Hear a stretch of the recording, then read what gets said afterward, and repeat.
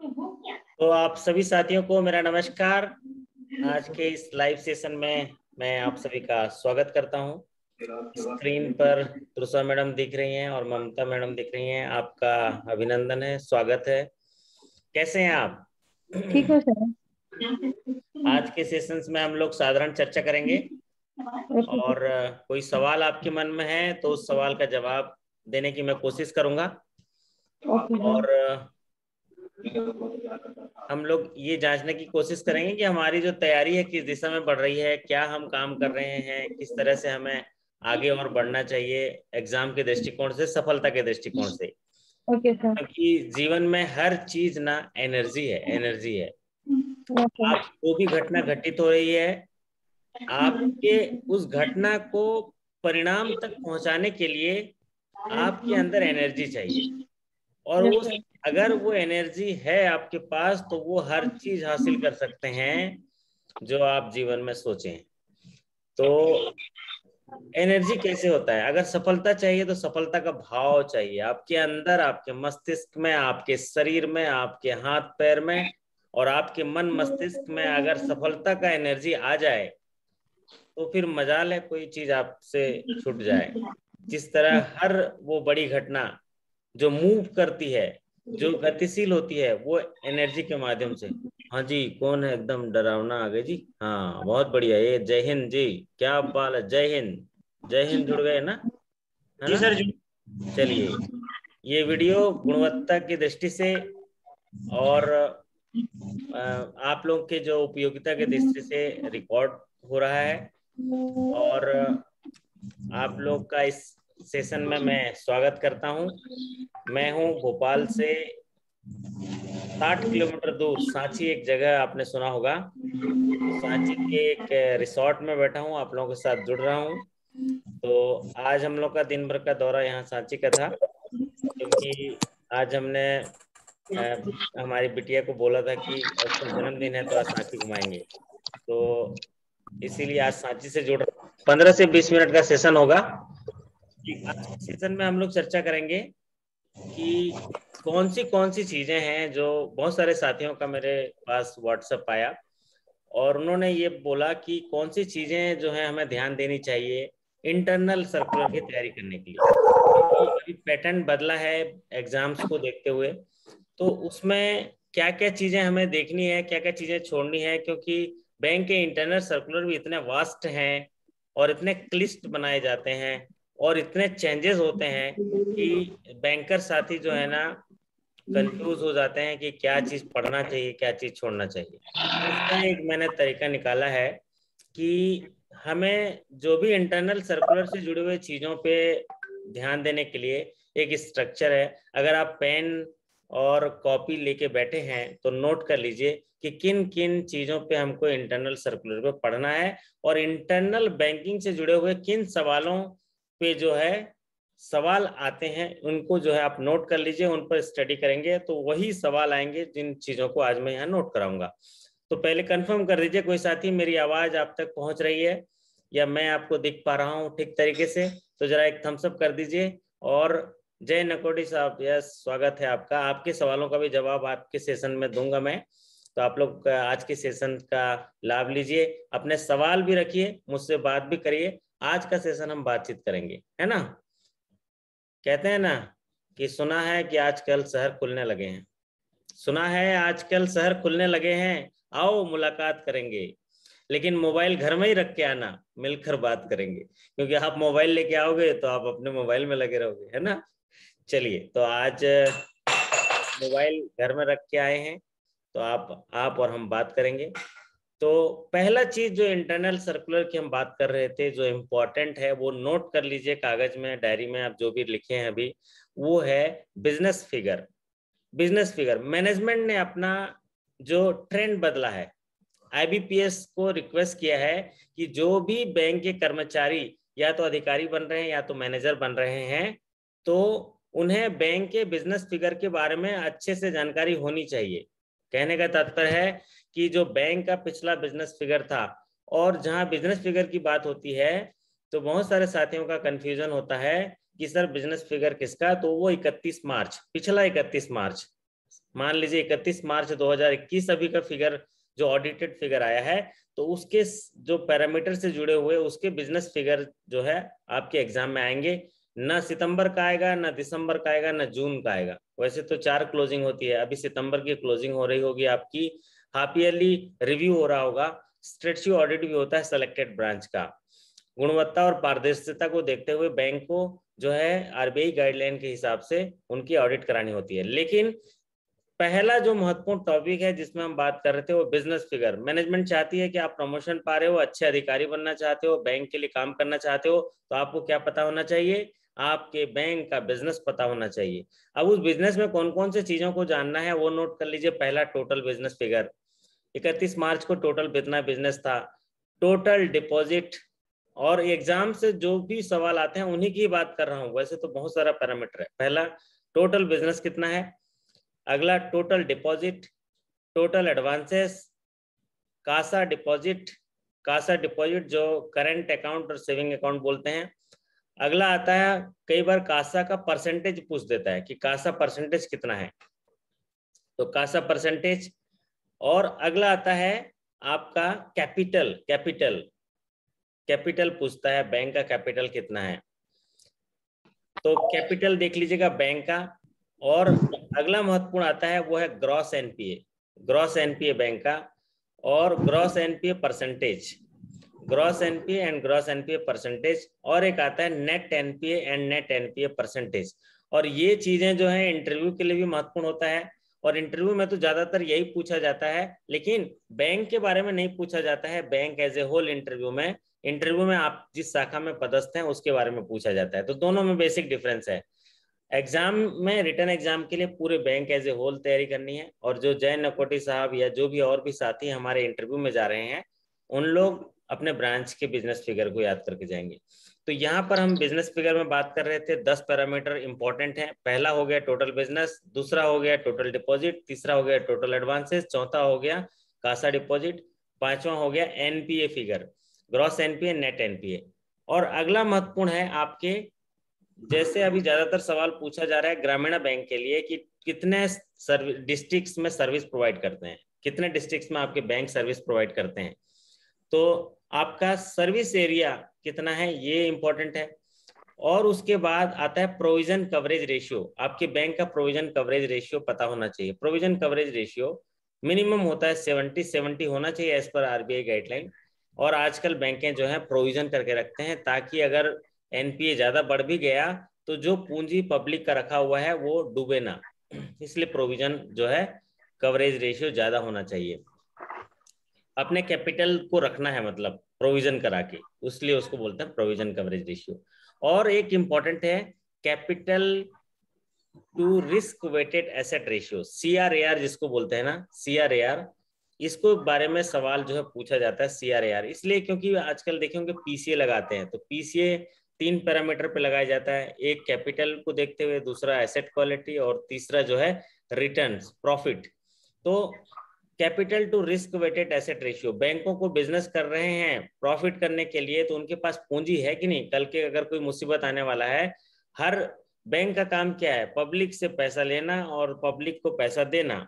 तो जब किसका पैसा दिया है, बैंक का तो खुद का पैसा है नहीं, वही ममता मैडम का है और तरुषा मैडम का है, जय नकोटी साहब का है ना, और जय हिंद हमारे कुबेर साहब, जय हिंद साहब का है। सब पैसा को बैंक ने डिपॉजिट के तौर पे रखा, और उसी पैसा को जो है प्रधानमंत्री आवास योजना में और जरूरतमंद लोगों को वो हम पैसा दे रहे हैं। तो अगर वो पैसा वापस नहीं आया तो उस कंडीशन में हमारे पास कुछ कैपिटल होना चाहिए, जिसको बोलते हैं CRAR, capital to risk weighted asset ratio. क्योंकि जो भी लोन हम बांटते हैं उसमें रिस्क होता है ना, हम जो भी काम करते हैं पूरा रिस्क। मैं तो बोलता हूँ बैंकर तो सारा रिस्क ही में चलता है ना। शाम को अभी तरोताजा दिख रहे हैं तो ये अपने आप को ईश्वर का धन्यवाद करिए कि हाँ, आपका बहुत बहुत धन्यवाद कि हम यहाँ पर मुस्कुरा पा रहे हैं, और ये मुस्कुरा पा रहे हैं सिर्फ ईश्वर की वजह से। ठीक है, तो डेली धन्यवाद करिए, सुबह धन्यवाद करिए, सुबह शाम दोपहर धन्यवाद ही करते रहिए, है ना।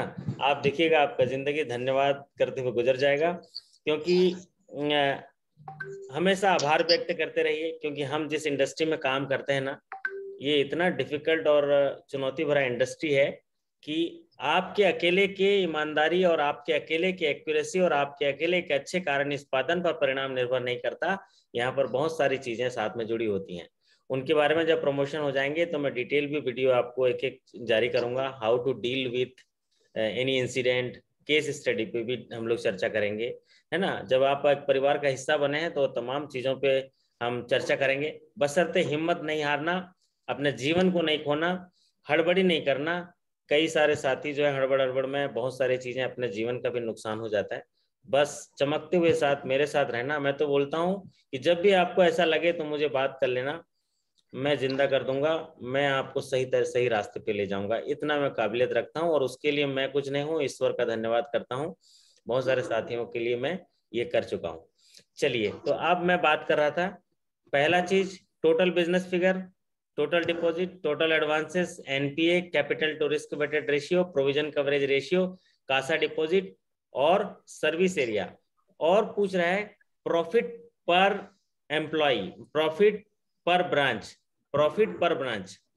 तो प्रॉफिट पर ब्रांच जानने के लिए एक अभी ज्यादातर सवाल आरआरबी में देखा जा रहा है कि एक सवाल पूछता है बैंक का नेट प्रॉफिट कितना है। नेशनलाइज बैंकों में तो नहीं देखा गया क्योंकि ज्यादातर नेशनलाइज बैंकें लॉस पे चल रही हैं। और लेकिन आरआरबी में ये सवाल पूछता है कि प्रॉफिट कितना है आपका, नेट प्रॉफिट कितना है।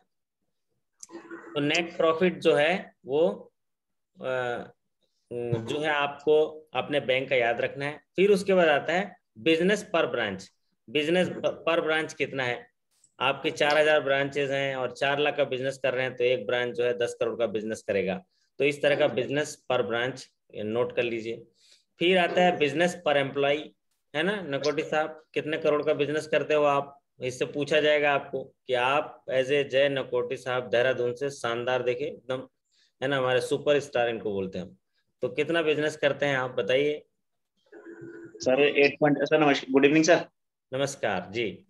सर पर ब्रांच है हमारा 30.08 और पर पर्सन है 8 पर एम्प्लॉय 8.10%। बताइए, मतलब आप 9 करोड़ जो है बिजनेस करते हैं एज ए जय नकोटी साहब, या एज ए एक एम्प्लॉय 9 करोड़ का बिजनेस करते हैं। तो गौरव फील होता है कि यार मैं बैंक में जाता हूँ, देखो बिजनेस करता हूँ 10 करोड़ का। तो इसको बोलते हैं पर एम्प्लॉय बिजनेस, आपको पता होना चाहिए पर एम्प्लॉय बिजनेस।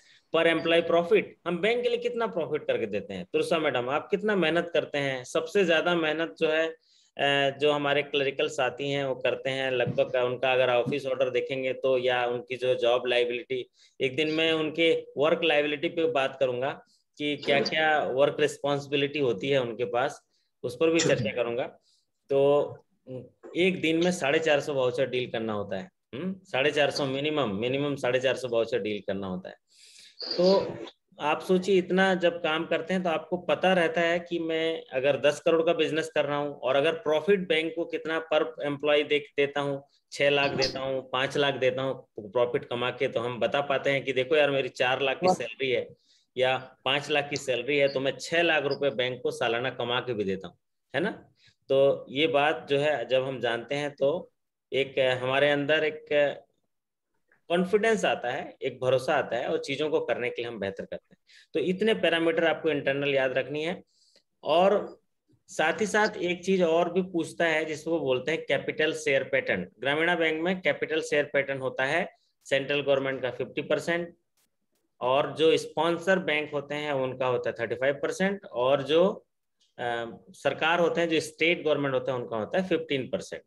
तो ये सिर्फ आपके टोटल जो बिजनेस फिगर में से इतना ही इंपॉर्टेंट ही सवाल पूछे जाते हैं। इसके अलावा बहुत सारे और भी चीजें हैं, agriculture, MSME, BC transaction banking, लेकिन उनको ध्यान रखने की जरूरत नहीं। जो मैंने अभी डिस्कस किया, जो आपने अभी डायरी में नोट किया, उतना चीज करिए और आगे बढ़ जाइए, है ना।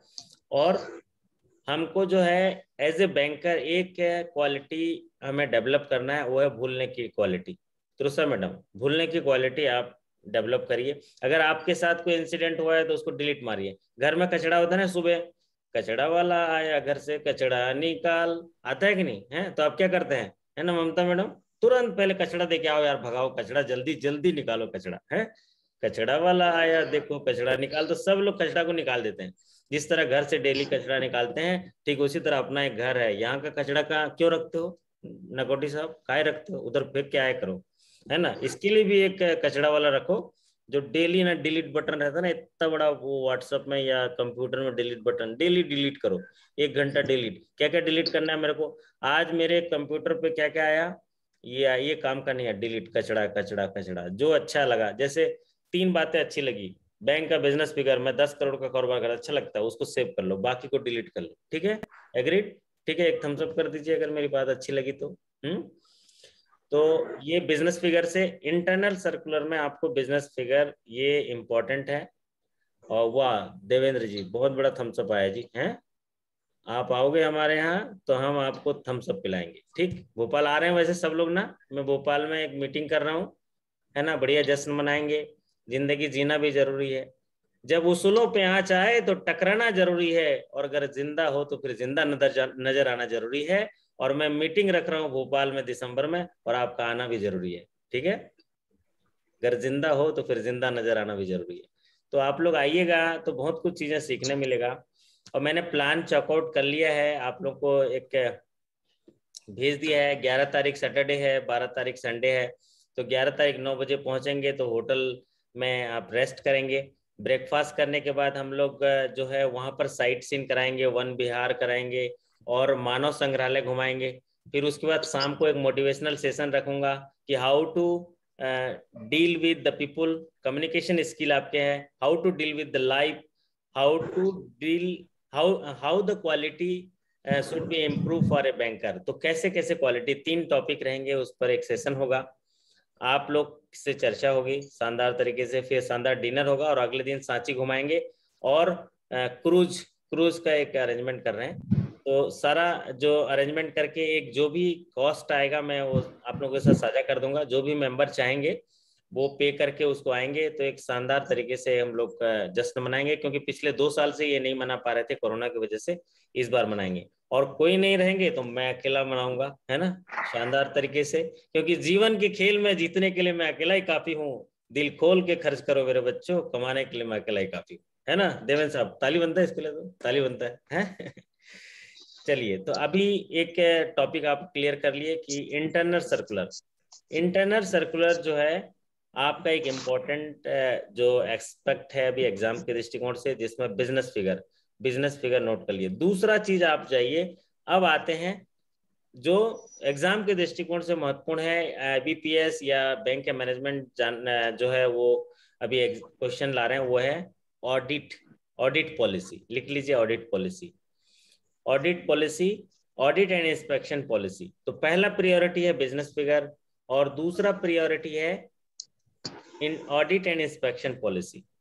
तो ऑडिट एंड इंस्पेक्शन पॉलिसी दूसरा इंपॉर्टेंट है, और इसमें देखना क्या है कि ब्रांचेस जो हैं का ऑडिट कब कब होता है, जिसको बोलते हैं ऑडिट फ्रीक्वेंसी। आपकी ब्रांच अगर हाई रिस्क में है तो कितने में ऑडिट होगा, आपकी ब्रांच मीडियम रिस्क में है तो कब ऑडिट होगा, आपकी ब्रांच लो रिस्क में है तो कब ऑडिट होगा, तो इसको बोलते हैं ऑडिट फ्रीक्वेंसी। हर बैंक का एक इंटरनल ऑडिट सिस्टम होता है, और जहां तक ये देखा गया है कि अगर आपकी स्पॉन्सर बैंक एक है तो वही ग्रामीण बैंक की ऑडिट जो पॉलिसी होता है, और अलग अलग बैंक के ऑडिट पॉलिसी जो है वो अलग अलग होते हैं। तो इसमें ऑडिट पॉलिसी में जो सवाल एग्जाम में आते हैं वो क्या आ रहे हैं, सिर्फ फ्रीक्वेंसी पूछता है कि एक ब्रांच की ऑडिट दोबारा कब होगी, ये इसको बोलते हैं ऑडिट फ्रीक्वेंसी। और अगला महत्वपूर्ण है कि हाई रिस्क में है तो कितना मार्क्स पाता है, मीडियम रिस्क में है तो कितने नंबर में मीडियम रिस्क में आएगा, और लो रिस्क है तो कितने है, तो इसको बोलते हैं रिस्क स्कोर याद कर लीजिए। तो दूसरा इंपॉर्टेंट ऑडिट में, पहला इंपॉर्टेंट क्या है, फ्रीक्वेंसी ऑफ ऑडिट, दूसरा इंपॉर्टेंट है आपका स्कोर ऑफ ऑडिट की मीडियम रिस्क में तो कितना, है ना। और अगला जो महत्वपूर्ण है ऑडिट में वो होता है ऑडिट का क्लोजर। ऑडिट का क्लोजर कितने दिन में होता है, सीधा सवाल पूछता है, एक इंटरनल ऑडिट है उसका क्लोजर कितने दिन में होगा, ठीक है, तो उसका क्लोजर कितने दिन में होगा। तो ये इंटरनल ऑडिट में है। अब कॉन्करेंट ऑडिट में आप देखिए, कॉन्करेंट ऑडिट में क्या सवाल पूछता है, कॉन्करेंट ऑडिट में पूछता है जो रिटायर्ड ऑफिसर्स जो एज ए कॉन्करेंट ऑडिटर जाते हैं तो वो कितने दिनों में, सॉरी उनकी एज कितना होता है, उनका एज कितना होता है, उनकी नियुक्ति कितने साल के लिए होती है, तो कॉन्करेंट ऑडिट का ये सवाल पूछता है। तो इंटरनल ऑडिट में 3 इंपॉर्टेंट है, फ्रीक्वेंसी ऑफ ऑडिट, अगला है आपका ऑडिट क्लोजर, और अगला है रिस्क स्कोर कितना है। और कॉन्करेंट ऑडिट में पूछता है कि जो कॉन्करेंट ऑडिट में रिटायर्ड ऑफिसर हैं उनकी एज कितनी है, 65 से ज्यादा नहीं होनी चाहिए, है ना। 61 के बाद 1 साल का, वो रिटायरमेंट के बाद 1 साल का गैप देते हैं। अलग अलग बैंक में, कई बैंक में 62 से लेके 65 तक देते हैं, कई बैंक में 61 से लेके 65 तक देते हैं। इनकी मैक्सिमम नियुक्ति 3 साल के लिए होती है, ठीक है। तो ये जो एलिजिबिलिटी क्राइटेरिया उस पर सवाल पूछता है। और कॉन्करेंट ऑडिट का क्लोजर कितने दिनों में होता है, तो कॉन्करेंट ऑडिट का क्लोजर ज्यादातर बैंकों में 30 डेज के अंदर ही करना होता है। और इंटरनल ऑडिट का जो क्लोजर है ज्यादातर बैंकों में 90 डेज में होता है। 60 डेज में रेक्टिफिकेशन होता है, 90 डेज में क्लोजर होता है। ये कॉमन देखा गया है, और इसको जो है आप पुष्टि करके अपने इन बैंक के सर्कुलर में देख लीजिएगा। चलिए, अब ऑडिट में एक और आता है जिसमें इंस्पेक्शन ऑडिट होता है। इंस्पेक्शन ऑडिट जिसको बोलते हैं स्नैप ऑडिट बोलते हैं। तो स्नैप ऑडिट, इसमें एक ही सवाल पूछता है, स्नैप ऑडिट कब कब होता है, तो क्वार्टरली होता है। स्नैप ऑडिट का सवाल पूछा गया कब होता है, क्वार्टरली, जिसमें हम कोई अधिकारी को भेज देते हैं दूसरे ब्रांच की चेकिंग करने के लिए। तो वो अधिकारी जाता है और उस ब्रांच की चेकिंग कर लेता है, उसको बोलते हैं स्नैप ऑडिट। तो ये क्वार्टरली होता है, जून क्वार्टर का या सितंबर क्वार्टर का आप कर लिए होंगे। तो ये स्नैप ऑडिट हो गया। अब एक ऑडिट से जुड़ा हुआ इतना ही इंपॉर्टेंट सवाल पूछता है, तो ऑडिट से लेकिन जरूर सवाल आएगा, क्योंकि ऑडिट एक ऐसा टूल है, मैनेजमेंट का टूल है, जिससे बैंक अपने पारदर्शिता के साथ वो बैंक की तमाम गतिविधियों को जो है सही तरीके से उसमें मापने का मेजरमेंट है कि उस ब्रांच की स्थिति कैसी है, ब्रांच जो है खतरे में जाएगी या ब्रांच कुछ बैंक के लिए नुकसान कराएगी, वो सारी चीजें उसमें पता चलता है। चलिए, अगला जो टॉपिक इंटरनल के लिए जरूरी है वो है credit policy. Credit policy note कर लीजिए। पहला है बिजनेस फिगर, दूसरा है इंटरनल ऑडिट, तीसरा है क्रेडिट पॉलिसी। तो क्रेडिट पॉलिसी तो बहुत बड़ा पुरान टाइप का लगता है, क्या पढ़े हैं क्या छोड़े हैं, क्योंकि वहां तो क्रेडिट पॉलिसी तो हर एक एक्टिविटी के लिए एक पन्ना है, हर एक्टिविटी के लिए एक पन्ना है। मान लीजिए रेटिंग करना है तो एक पन्ना। तो क्रेडिट पॉलिसी आप पढ़ने बैठ जाएंगे तो बहुत दुविधा हो जाएगी, और हमारा जो माइंड बहुत तरीके से एकदम कंगी किया हुआ है सब उजड़ जाएगा, ठीक है। तो क्रेडिट पॉलिसी में सिर्फ आपको 5 चीजें देखनी है, 5 चीजें देखनी है। पहला तो लेंडिंग पावर, लिख लीजिए लेंडिंग पावर। हर मैनेजर का अलग अलग लेंडिंग पावर होते हैं। स्केल 1 का 5 लाख, स्केल 2 का 10 लाख। मैं एग्जाम्पल दे रहा हूँ, अलग अलग बैंक में अलग अलग जो होता है। एक साधारण जो स्टैंडर्ड लैंडिंग पावर दिए गए हैं कि एक स्केल 2 जो है 50 लाख तक कर पाएगा, स्केल 3 75 लाख तक कर पाएगा, या 1 करोड़ तक कर पाएगा। तो उसमें स्केल 2, स्केल 3, स्केल 4, स्केल 5। तो स्केल 4 के बाद कमिटी अप्रोच आता है। तो committee approach, CM level committee है तो कितना कर सकता है, एजीएम लेवल कमेटी है तो कितना कर सकता है, एक आरओ लेवल कमेटी है, और एक हेड ऑफिस लेवल कमेटी है, एक जेडओ लेवल कमेटी है। तो कमेटी में आपको रखना है कि मैक्सिमम इन लोग कितना फाइनेंस कर सकते हैं। जैसे आरओ लेवल कमेटी है 5 करोड़ कर पाएगा, जेडओ लेवल कमेटी है 10 करोड़, और उससे ऊपर आएगा तो सेंट्रल ऑफिस लेवल। तो ये आपको याद रखना है क्रेडिट पॉलिसी में, ये उसको बोलते हैं लेंडिंग पावर। दूसरा जो इम्पोर्टेंट है वो क्रेडिट पॉलिसी में है कि कुछ कुछ क्रेडिट हैं जो उसका, जैसे कि आपका लीगल ऑडिट कितने रुपए के एक्सपोजर पे करते हैं। लीगल ऑडिट मतलब लोन देने के बाद जो डॉक्यूमेंट लिए गए हैं उनका लीगल ऑडिट कितने करोड़ में करते हैं। तो मैक्सिमम जो है कई ब्रांचेस में 1 करोड़ होता है लीगल ऑडिट, 1 करोड़ के ऊपर लीगल ऑडिट करते हैं, क्योंकि 1 करोड़ के ऊपर के लोन सैंक्शन कर रहे हैं तो उनके डॉक्यूमेंट को कोई लॉ ऑफिसर या जो पैनल एडवोकेट है उससे चेक कराते हैं। तो लीगल ऑडिट नोट कर लीजिए, लीगल ऑडिट का एक्सपोजर देखना है। दूसरा इंपॉर्टेंट है आपका क्रेडिट ऑडिट। तो क्रेडिट ऑडिट पूछा जाता है कि कितने का क्रेडिट ऑडिट किया जाता है। तो क्रेडिट ऑडिट कितने रुपए का किया जाता है, ग्रामीण बैंक में देखा गया है 10 लाख का लोन अगर सैंक्शन कर रहे हैं तो क्रेडिट ऑडिट किया जाता है। क्रेडिट ऑडिट एक ऐसा ऑडिट है जिसमें हितग्राही को पैसा देने से पहले ऑडिट कराया जाता है कि लोन सही से सैंक्शन हुआ है कि नहीं, उसके प्रोजेक्ट की जांच हुई है कि नहीं। तो इसको बोलते हैं क्रेडिट ऑडिट। प्रोसेस सही हुआ है कि नहीं, उसका ड्यू डिलीजेंस सही हुआ है कि नहीं, उसके पैरामीटर चेक हुए कि नहीं, एक दिन में जब समय आएगा तो एक क्रेडिट का एक सेशन करूंगा कि जब आप लोन करने जाते हो तो क्या क्या चीज़ देखनी है, और उस सेशन को देखने के बाद आपका भरोसा बहुत ज़्यादा बढ़ जाएगा अपने आप पर, और आप अच्छे से कर पाओगे। स्टेप बाय स्टेप सेशन है।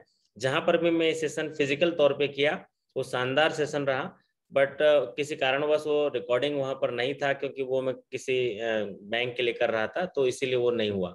हम लोग जूम में करेंगे या डिजिटल बोर्ड पे या ऑफ से बोर्ड पे कर दूंगा मैं, तो आपको सीख लेंगे।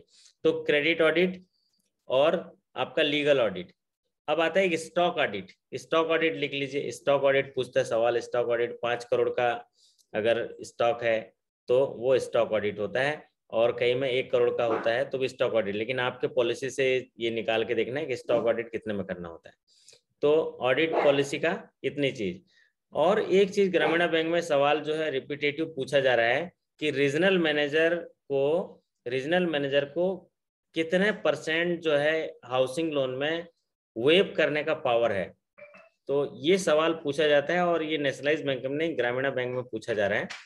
तो वो 0.50 है, 0.50%। जैसे रेट ऑफ इंटरेस्ट है ना, आपके हाउसिंग लोन में 8% अगर रेट ऑफ इंटरेस्ट है, तो रीजनल मैनेजर को अधिकार है कि वो उस हितग्राही का जो इंटरेस्ट है 0.50 कम करें। लेकिन ये पॉलिसी देखनी पड़ेगी आपके आरआरबी में है कि नहीं, लेकिन मैक्सिमम आरआरबी के पॉलिसी में मैं ये देखा हूँ।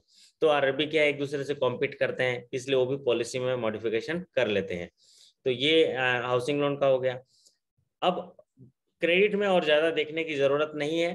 क्रेडिट में बहुत सारे चीज़ें हैं, लेकिन उतना देखने जाएंगे तो आपके एग्जाम में एक सवाल के लिए आपके बहुत सारे सवाल रह जाएंगे, बाकी सवाल इसमें नहीं आते हैं। अब देखिए, अब अगला जो महत्वपूर्ण आता है, क्रेडिट में जाते हैं तो आपकी जो क्रेडिट के स्कीम्स हैं, लोन की स्कीम्स हैं, उन लोन की स्कीम्स के 5 चीज़ें देखनी है, नोट कर लीजिए। जो आपके बैंक की स्कीम है उसमें देखनी है पहले quantum of finance, maximum quantum of finance देखनी है। मैक्सिमम क्वांटम ऑफ फाइनेंस देखनी है।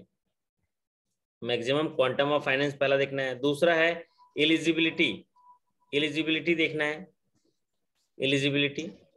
और तीसरा है मार्जिन, मार्जिन। और चौथा है repayment period, repayment period with moratorium. और पांचवा है सिक्योरिटी, सिक्योरिटी कितना होना चाहिए। तो ये 5 चीजें हर लोन स्कीम का छोटा सा खर्रा बना लीजिए। जैसे ना वो आप घर की जो मैडम है ना, वो देती है ना ये चाय पत्ती शक्कर खर्रा बना के देती है ना, हमको तो खर्रा बना के मिलता है, इसलिए हम अपना ही बता रहे हैं, दूसरे का तो पता नहीं। तो हमें ऐसा खर्रा बना के देती है व्हाट्सएप में, ऐसा करके कितना लाना है, और मैं कभी ला ही नहीं पाता हूँ, भूल जाता हूँ। फिर घर आता हूँ, फिर उसके बाद बैग होके लेके आता हूँ, या वो उतर जाती है फिर साथ में लेके जाते हैं। तो वो खर्रा बना लीजिए ये 5 चीजों का।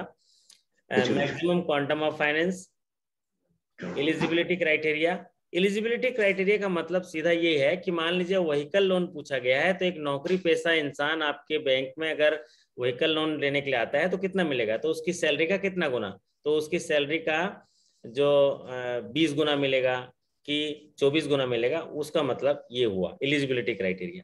और तीसरा है margin, margin minimum margin, minimum margin कितना है। और चौथा है रिपेमेंट पीरियड विथ मोरेटोरियम। और पांचवा है सिक्योरिटी, सिक्योरिटी कितना % का होगा, 100% का होगा, 133% का होगा। तो इसमें तजुर्बा ये भी है, ज्यादातर देखा गया है कि वही सवाल थोड़ा सा आता है, जैसे मॉर्गेज से जुड़ा हुआ सिक्योरिटी कितना होगा, तो मॉर्गेज से जुड़ा हुआ जब मॉर्गेज लोन देते हैं तो सिक्योरिटी वो 133% होना चाहिए। अदरवाइज नॉर्मल जो लोन करते हैं उनमें 100% सिक्योरिटी पे भी लोन हो जाता है।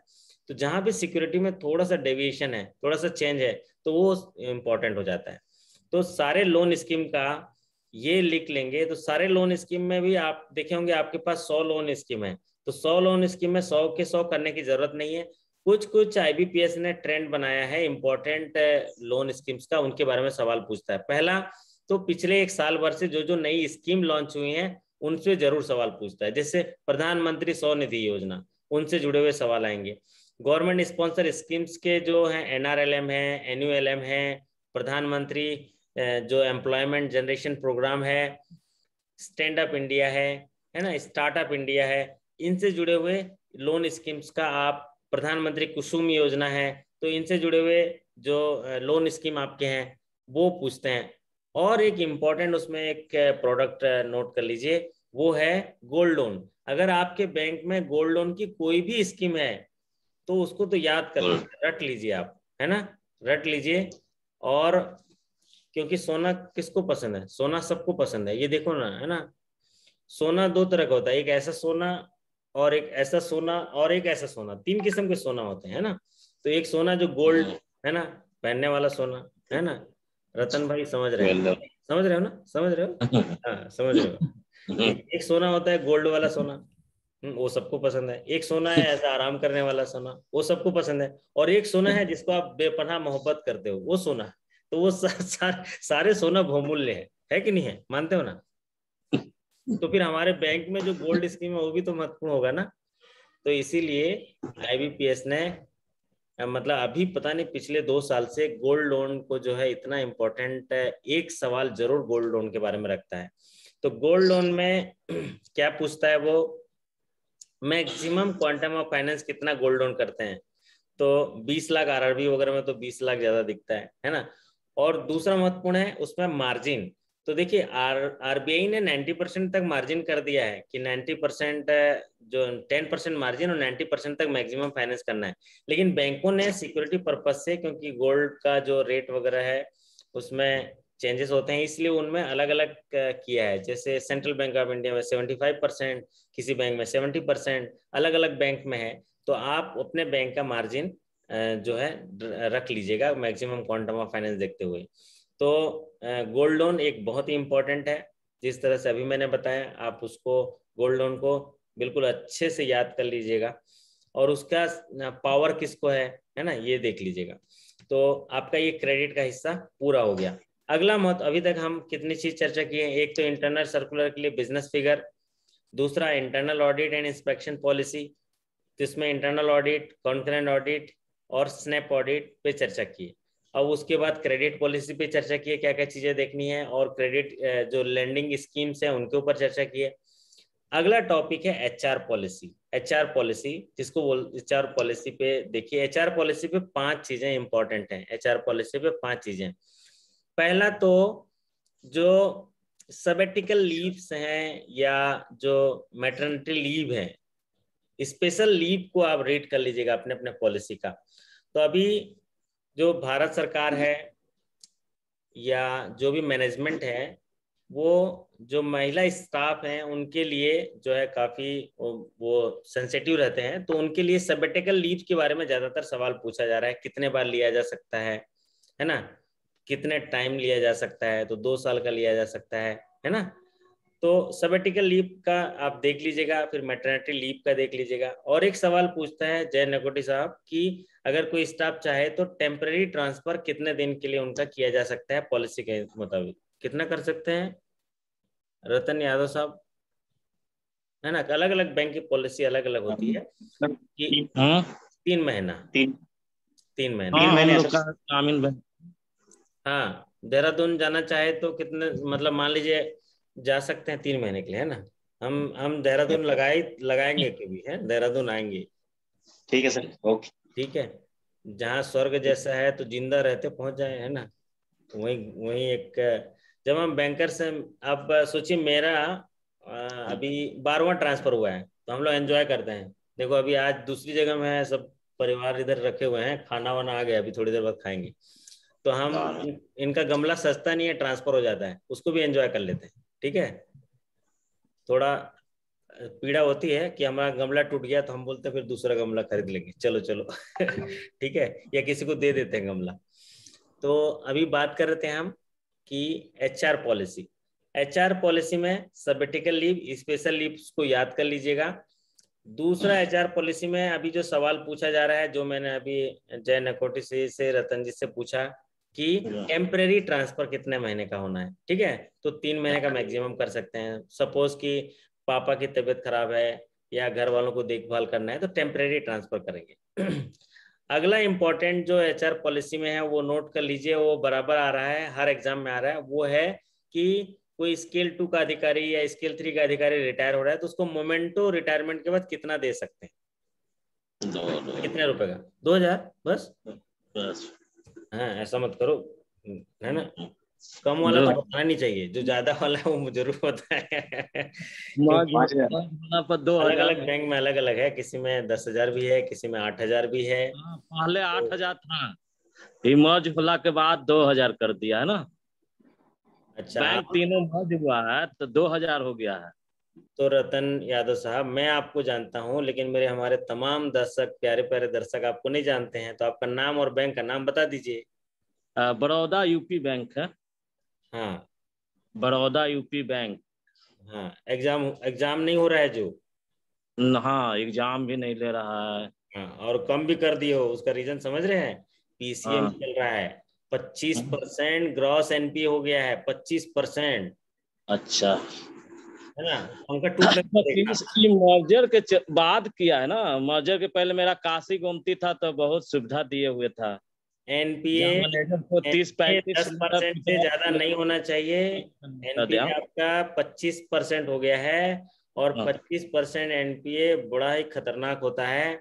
उसके हाँ। लिए कितने कॉन्सिक्वेंसेस हैं, तो आपका पीसीए 3 में चला गया है, जिसमें रिक्रूटमेंट और वो प्रमोशन वगैरह थोड़ा सा उसमें रोक लग जाती है। इसी वजह से सर चल रहा है। वैसे और डिटेल इस पर टिप्पणी करना ठीक बात नहीं है, पॉलिसी मैटर है। और हाँ। बट इसीलिए वो उन्होंने एचआर पॉलिसी में थोड़ा डिक्लाइन मोड पे लाए हैं, है ना, कि बैंक सशक्त हो जाएगा तो हम और अच्छे से कर पाएंगे, ठीक है। लेकिन और भी बैंकों में जो भी है, आप ये देख लीजिएगा, रिटायर होने पर उनको मोमेंटम जो है कितने रुपए का दिया जाता है। तो नहीं तो वो मोमेंटो जो है अलग अलग बैंक का अलग अलग होता है। तो आपके बैंक का जितना है वो आप लिख लीजिएगा, कई बैंकों में 10,000 भी मिलता है ना। चलिए, अगला जो एचआर पॉलिसी से इम्पोर्टेंट जो चीज है वो नोट कर लीजिए। राकेश चौधरी साहब, ठीक है, गुस्सा तो नहीं है ना? थोड़ा मुस्कुराइए, मुस्कुराइए। है ना? देखिए, हम तस्वीर खींचते हैं ना, सेल्फी सेल्फी खींचते हैं ऐसा, तो कैसे मुस्कुराते हैं, है ना। अभी मैं आप लोगों के साथ सुबह मॉर्निंग में फोटो शेयर करता रहता हूँ, अच्छा लगता है ना राकेश चौधरी साहब? हैं? चौधरी साहब मतलब गोटिया आदमी, गोटिया मतलब धनवान, जैसे ना धनवान आदमी। हम लोग जाएंगे बढ़िया फार्म हाउस में उनके, और बढ़िया एकदम स्वागत होगा, पूल वगैरह में नहाएंगे, नदी टाइप का रहता है ना, खेती बाड़ी रहता है। मतलब हमारे तरफ जो मेरे जितने भी दोस्त हैं चौधरी हैं, सब गोटियां हैं, मतलब फार्म हाउस जिनका बड़ा बड़ा फार्म हाउस है। तो मैंने भी एक फार्म हाउस फाइनेंस किया था। तो उनका 50 एकड़ का खेत था।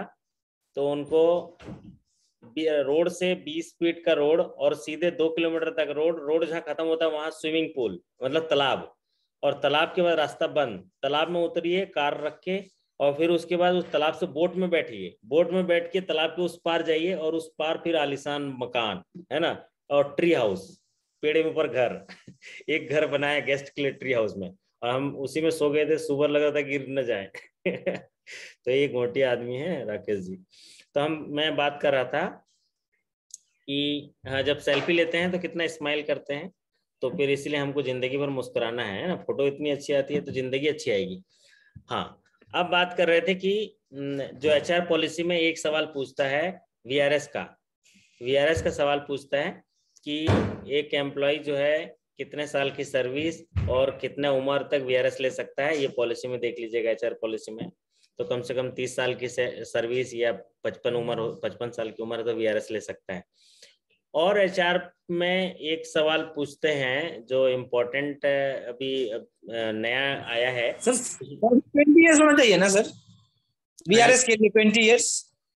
अलग अलग बैंक का अलग अलग है राकेश जी, तो थोड़ा सा अपने अपने बैंक का पॉलिसी देख लीजिएगा, क्योंकि बैंकें जो है पॉलिसी अपने अपने स्ट्रेंथ के आधार पर बनाते हैं कि उसके पास ह्यूमन पावर कितना है, उनके पास रिटायरमेंट कितने हैं, तो उसके आधार पर वो पॉलिसी में फेरबदल करते हैं।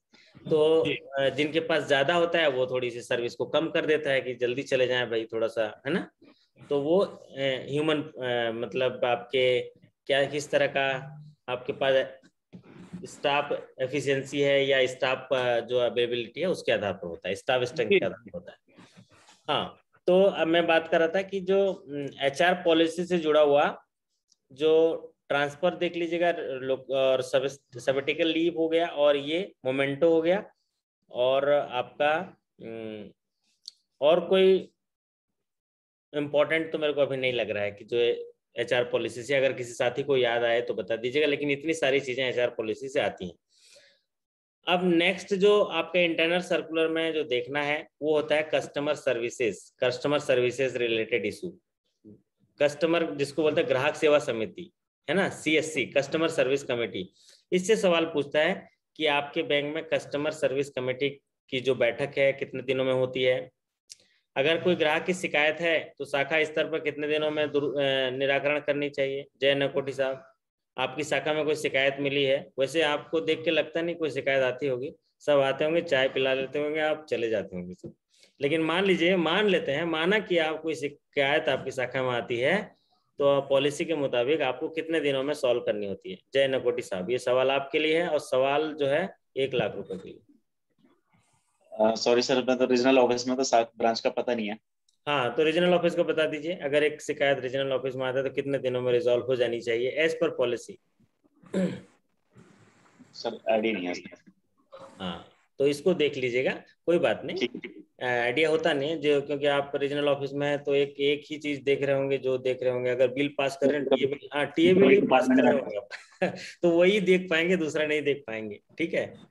तो ब्रांच स्तर पर, जैसे मैंने कल एक साझा किया था ना सेंट्रल बैंक ऑफ इंडिया का, मैंने कहा कस्टमर ग्रीवेंसेस पॉलिसी साझा किया था, आप लोगों ने किसी ने देखा है? जी सर, 2 days ब्रांच लेवल। हाँ, राकेश चौधरी साहब देखे हैं। हाँ हाँ, सही बात है, मुंबई से है ना।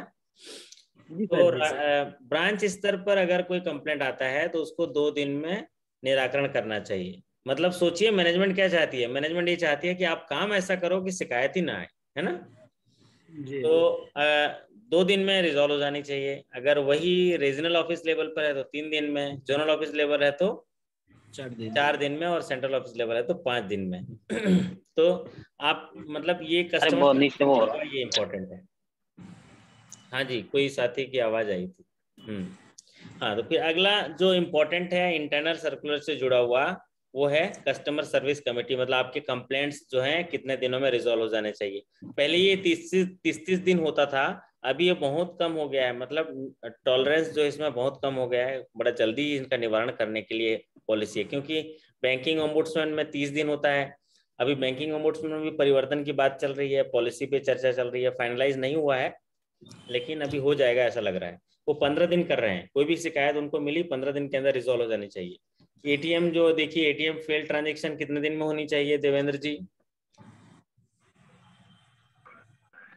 Sir 7 days।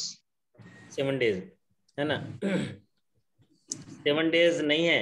हाँ बताइए। 5 days 5 days 5 days 7 days क्या वो अंग्रेजों के जमाने में था, अभी बदल गया है ना। 5 days हो गया, अभी 5 days हो गया, और 5 days में नहीं आया तो क्या penalty? 100 rupees per day penalty है, पर डे पेनल्टी है ना। और मैं उसी में बैठा हूँ, मैं पेनल्टी देता हूँ, तो इसलिए मुझे याद है कितना पेनल्टी हम लोग देते हैं ना। सब वेंडर का पैसा काटते हैं, क्या करेंगे, जिसकी गलती है उसकी पैसा। अगर जय नकोटी साहब ने गलती किया, बैंक में क्या है देखिए, बैंक में फंडा, मैं तो 2 स्टेट का कस्टमर सर्विस का हेड हूँ, नोडल ऑफिसर हूँ, MP छत्तीसगढ़ का, और भी बैंकिंग ओम्बुड्समैन का भी नोडल ऑफिसर हूँ, प्लस कस्टमर सर्विस का भी। तो बैंक में रतन यादव जी, आवाज आ रही है ना मेरी? हाँ, तो आप जैसे कैशियर है, कैशियर से 5,000 रुपये शॉर्ट हो गया, कौन भरेगा बताइए? राकेश जी बताइए। कैशियर ही भरेगा। कैशियर ही भरेगा। और कब भरेगा? सेम डे भरेगा। तो आप अधिकारी हैं, आपसे कोई गलती हो गई, कौन भरेगा? खुद भरना होगा। आप भरोगे। कब भरना है? जब आइडेंटिफाई हो जाए तब भरना है। तुरंत भर दिए तो बराबर, और अगर देरी लगी, बाद में भरने की देरी लगी तो कौन क्या होगा? ब्याज सहित भरना पड़ेगा, है ना, क्योंकि सामने वाला तो कंपनसेशन भी मांगेगा ना।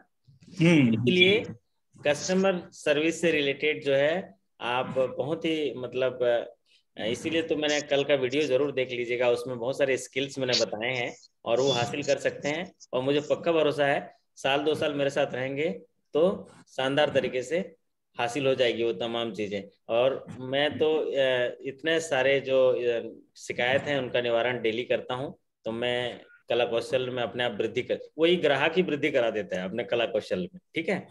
चलिए, तो अगला इंटरनल टॉपिक से जुड़ा हुआ जो चीज है वो आप इस पर आइए। जो आपके बैंक के अचीवमेंट्स हैं पिछले साल, इस साल में जो अचीवमेंट हैं उनको नोट कर लीजिएगा। उस अचीवमेंट से जुड़ा हुआ सवाल आता है। मतलब नई शाखा खुली है, अगर कोई नई शाखा खुली है तो उसका नाम, उसका जगह याद कर लीजिएगा। अगर कोई इवेंट हुआ है बड़ा सा या कोई प्राइज मिला है देश लेवल में, इंटरनेशनल लेवल में, तो उसको याद कर लीजिएगा। उनसे जुड़े हुए सवाल आएंगे, है ना। तो कोई भी जो नया चीज हुआ है उस पर जुड़ा हुआ सवाल आपका आता है। तो इंटरनल से जुड़ा हुआ ये कि आपके बैंक की उपलब्धि इस पिछले फाइनेंशियल ईयर में या जो भी उपलब्धि हुई है, उस उपलब्धि में आपके उसमें बोर्ड नोट में वो लिखा रहता है, आखिरी में लिखा रहता है या फ्रंट पेज में लिखा रहता है। और दो चीजें रह गई इंटरनल में, वो कुछ बैंकों में पूछा गया, उतना ज्यादा पॉपुलर तरीके से नहीं पूछा गया, लेकिन उसमें पूछा गया कस्टमर बेस बैंक का कितना है। ये त्रिपुरा ग्रामीण बैंक में पूछा गया आपके कस्टमर बेस कितना है। तो कस्टमर बेस वो लगभग 10 करोड़ है, 5 करोड़ है, ऐसे 10 लाख है, 50 लाख है, ऐसे में पूछता है वो, वैसे एग्जैक्टली नहीं। तो आप कस्टमर बेस देख लीजिएगा। और दरअसल उस बैंक का इसलिए भी पूछा वो कस्टमर बेस, मैंने देखा जो उनकी जो पत्रिका रिलीज होती है बिजनेस फिगर से जुड़ा हुआ, तो उसमें वो फ्रंट पेज में बड़ा सा बोल्ड करके उन्होंने लगाया था कस्टमर बेस। तो क्या होता है, जो भी इंटरनल सर्कुलर होते हैं वो उनके बुलेट या पत्रिका या जो भी मैगजीन जारी होता है वो आईबीपीएस के पास चला जाता है, तो उनको जो दिखता है ना अट्रैक्टिव, वही से सवाल पूछ लेते हैं। तो इतने सारे चीजें इंटरनल सर्कुलर के बारे में आज हमने चर्चा की हैं, और आशा करता हूं कि आपको जो चीजें हैं समझ में आई होंगी कि इंटरनल में क्या चीजें देखनी है। वैसे तो बैंकिंग एक ऐसी इंडस्ट्री है जहां पर समंदर है, 2 गिलास पानी निकाल लो या उसमें डाल दो, क्या फर्क पड़ेगा। तो यहाँ पर बैंकिंग है, ठीक समंदर है, लेकिन हमें भी इस समंदर में तैरना आता है, क्योंकि जीवन जीने का सलीका सीखना तो समंदर से सीखना, चुपचाप बहना और अपनी मौज में रहना। तो हम लोग भी बहते रहते हैं, सुबह जाते हैं समंदर में बहते रहते हैं, पता नहीं कौन सी लहर आती है कहाँ ले जाता है। अभी लहर आता है सीके का तो उधर चले जाते हैं खेत में, फिर लहर आता है रिकवरी का तो उधर चले जाते हैं रिकवरी में, फिर लहर आता है उधर वो पता नहीं क्या क्या कासा का तो कासा में चले जाते हैं। तो जीवन जीने का सलीका सीखना तो समंदर से सीखना, चुपचाप बहना और अपनी मौज में रहना। तो अपनी मौज में रहिएगा, अपनी फौज में रहिएगा, अपनी ताकत में रहिएगा, अपने हौसले में रहिएगा, अपने इरादों में रहिएगा, क्योंकि एक सफलता का मूल मंत्र है खुद से वादा, मेहनत ज्यादा, मजबूत इरादा, तभी होगा आपको सफलता का वादा। तो आशा करता हूं कि आज के सेशंस में हम सार्थक चर्चा कर पाए। अब आपके कुछ प्रश्न हैं तो ले लेंगे, फिर उसके बाद शानदार डिनर हमारा इंतजार कर रहा है, फिर हम लोग डिनर करेंगे। हम लोग बर्थडे वीक मनाते हैं, आज हम बिटिया का बर्थडे है, फिर कुछ दिनों बाद मेरा बर्थडे आएगा, फिर उसके जस्ट नेक्स्ट डे आपकी मैडम का बर्थडे आएगा, फिर उसके बाद पापा का बर्थडे। तो हम लोग बाहर चले जाते हैं। तो आज हालांकि मैं भी शहर से बाहर हूँ, जैसा कि मैंने बताया कि सांची में आया हूँ। देवेंद्र जी ने देखा होगा सांची, आप लोग जब अगर आएंगे तो हम बुलाएंगे, काफ़ी देश विदेश से लोग यहाँ आते हैं, अच्छा लगता जी है। सर। तो आपके मन में कोई प्रश्न है तो माइक्रोफोन ऑन करके पूछ सकते हैं, मैं जवाब देने की कोशिश करूँगा। सर सबसे पहले तो आपको बिटिया के जन्मदिन की शुभकामनाएं। बहुत और बहुत सर धन्यवाद। Thank you sir. जैसे सर आपसे टेलीफोन पे बात हुई थी, मैं एक चीज पूछ रहा था आपसे, 4 तारीख को हम लोगों का यूजीबी का इंटरव्यू, 4 तारीख से इंटरव्यू शुरू है। मैं पूछ रहा था सर, जैसे मैं रीजनल ऑफिस में हूँ, मैं रिकवरी देखता हूँ पूरी, सरफेसी डीआरटी, मतलब डीआरटी वगैरह केसेस सारा जो एनपीए रिकवरी है वो सारा देखता हूँ। तो मैं इंटरव्यू हमारा सारा ऑनलाइन होना है, तो थोड़ा आप मेरे को जरा गाइड कर दीजिए कि मैं किस तरह से अपनी प्रिपरेशन करूँ उसके लिए। देखिए 3-4 चीजें अच्छी हैं आपके साथ। एक, आपकी बोली भाषा अच्छी है, थैंक यू सर। बात करने का सलीका अच्छा है, जिसको बोलते हैं कम्युनिकेशन स्किल। और आपका जो बॉडी लैंग्वेज अच्छा है, मतलब आप जैसे अभी तो आप टी शर्ट में हैं, जैसे बढ़िया सूट और टाई वाई पहन के आएंगे तो मतलब ऑफिसर लगेंगे, जैसे है रोल में जाते हैं ना, तो हम तो स्क्रीन टेस्ट होगा उस दिन है, तो आपको 5 से 7 नंबर तो ऐसे ही मिल जाएंगे बिना बोले। मैं कुछ नहीं बोलूंगा, आज मेरा मूड नहीं है, ऐसे बोल दीजिएगा तभी 7-8 नंबर मिल जाएंगे। तो ये बात अच्छी है। अब बात आती है कि आपके उसमें जो वर्क, जिस काम को कर रहे हैं, प्रोफाइल, उसके बारे में जानकारी आपसे सिर्फ पूछा जाएगा कितने केसेस डील किए हैं, उनमें से कोई केस रिलेटेड सवाल पूछे जाएंगे। मतलब सरफेसी से जुड़ा हुआ कोई भी सवाल, उलझन वाला सवाल पूछा जा सकता है कि भाई सरफेसी का 13(2) इशू हुआ है, कोई जो बोरोवर है ऑब्जेक्शन करता है, कैसे करोगे, कैसे डील करोगे, क्या पॉलिसी है, क्या कहती है, ठीक है। और आपसे पूछा जाएगा कि आपने क्या इस मतलब क्या चीजें जो आपके कोई चीज ऐसी याद आ रही है जो घटना या केस स्टडी जिसके बारे में आपको बताना चाहते हो। कितने तो मैं सरफेसी में ताला लगवा लिया आपने, या एसेट खाली करवा दिया, एसेट बिकवा दिया, इस तरह का जो है आपसे सवाल पूछा जा सकता है। और रिकवरी में जब काम कर रहे हैं तो अभी रिकवरी की ही प्राथमिकता है, तो आपको सरफेसी है, डीआरटी है, एनसीएलटी है, इससे भी जुड़ा हुआ सवाल पूछा जा सकता है। और उसमें जो है आपके अगर बैंक के भी कोई होंगे ना, आपके अगर कोई बड़ा केस होगा और आपके रीजन से जुड़ा हुआ होगा तो उसको स्टडी कर लीजिएगा, आपके पास तो उनके रिपोर्ट्स होंगे। ठीक है। हाँ सर, काफी बड़े बड़े केस हमारे। हाँ, एक्चुअली मैंने फिजिकल पोजीशन लेना है, 3-4 प्रॉपर्टी का ही अभी लेना था, 28 को आज ही लेना था, बट किसी वजह से नहीं ले पाया, डीएम परमिशन नहीं मिल पाई, इस वजह से ले नहीं पाया। मतलब 3-4 केस था तो हमारे ये भी। दूसरी बात आपको ध्यान रखनी है कि 31 मार्च को आपका एनपीए फिगर कितना था जी सर, और आज की तारीख पर एनपीए फिगर कितना है, और वो भी डिटेल मतलब नंबर ऑफ अकाउंट के साथ कि सर नंबर ऑफ अकाउंट इसमें बड़े अकाउंट इतने हैं और इतने जो हैं इसमें आपको, क्योंकि आप डीलिंग ऑफिसर हैं, आरओ में हैं, तो आपको एक आंकड़े जो है थोड़ा प्रॉपर तरीके से रखने हैं। अगर आंकड़ों में 100-200 का फर्क भी है तो चलेगा, या 40-50 का फर्क है तो चलेगा, लेकिन आप उसको अपने बोली भाषा से उसको मैनेज कर लीजिएगा, है ना। फिगर याद है सर, फिगर याद है। हाँ, फिगर है ना, फिगर याद है। और उसमें आपको ये बताने के लिए इस तरह से आपका अपने कला कौशल्य से बताइएगा कि सर मार्च में इतने थे, लेकिन साथ में जैसे मान लीजिए थोड़ा सा कम ही नहीं हुआ है रिकवरी में, तो आप बोलेगा सर मार्च में 100 करोड़ एनपीए था, लेकिन मार्च के बाद से स्लिपेज 300 करोड़ हो गए सर, और उस स्लिपेज में से हमने 200 करोड़ के अपग्रेड करा दिया और आज की तारीख पर। इस तरह का मतलब आप जब बताएंगे तब वो सही तरीके से आपका प्रभावित कर पाएंगे इंटरव्यू को, है ना।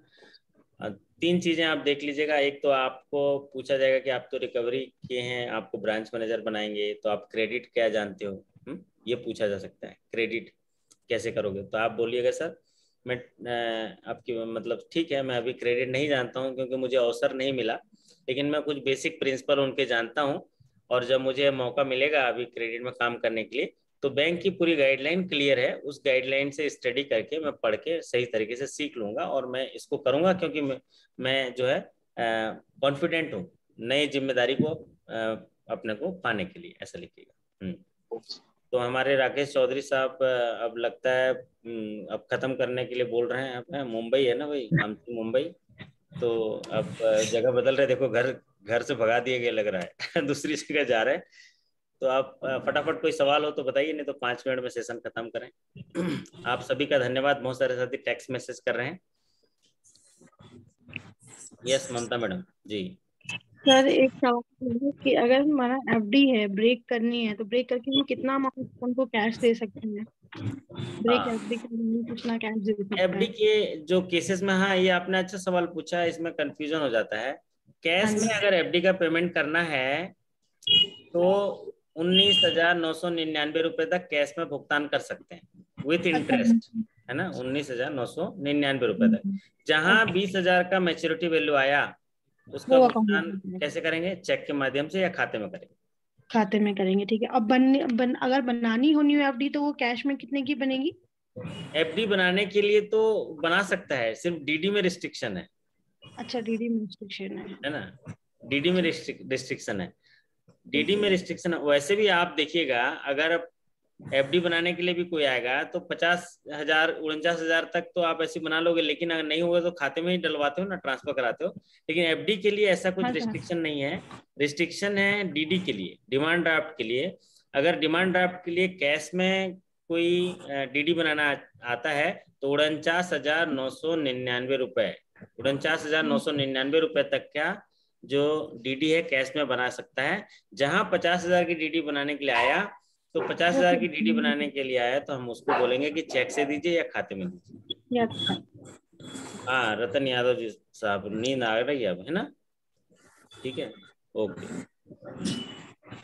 ये बात क्लियर है। 49,999 तक कैश में डीडी बनेगा, 50,000 का खाते से बनेगा। लेकिन उसी अगर डीडी जैसे मान लीजिए कोई 20,000 की डीडी बनाने आया, कैश में बन जाएगा 20,000 की डीडी, लेकिन अगर वो देहरादून में पेमेंट के लिए गया तो पेमेंट नहीं होगा, 19,999 रुपए तक का होगा तो पेमेंट होगा। जहां 20,000 हुआ वो वहां पर खाते में ही जाएगा। ठीक है, ओके।